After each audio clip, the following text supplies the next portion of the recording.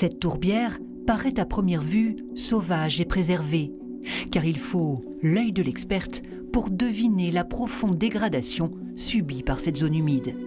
En cause, l'exploitation passée de sa tourbe, précieux combustible pour les habitants de la montagne limousine.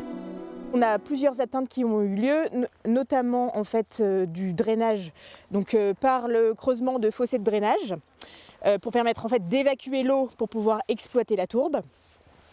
Et puis plus tardivement, on a eu de l'exploitation de tourbe sur le site pour la production de terreau. Et donc la fosse d'extraction de tourbe, c'est ce qui nous reste comme artefact suite à cette exploitation depuis la fin des années 90.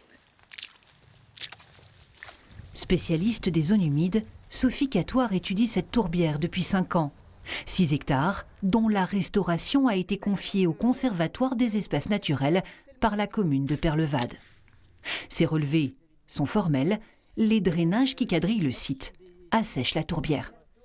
La nappe d'eau s'enfonce énormément, donc ça baisse énormément, ce qui entraîne que la tourbe, qui normalement doit être tout le temps immergée dans l'eau, se retrouve en fait à sec, ce qui provoque en fait sa minéralisation. Ce sont des phénomènes de relargage de carbone dans l'atmosphère qui viennent participer à l'émission des gaz à effet de serre et donc participent au phénomène de réchauffement climatique.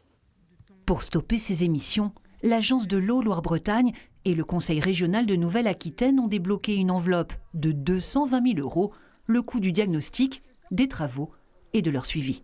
Le projet de restauration va consister dans le fait de mettre des barrages en bois en fait, en travers des fossés, notamment des fossés de drainage, pour pouvoir tout simplement faire remonter la nappe d'eau dans la tourbe.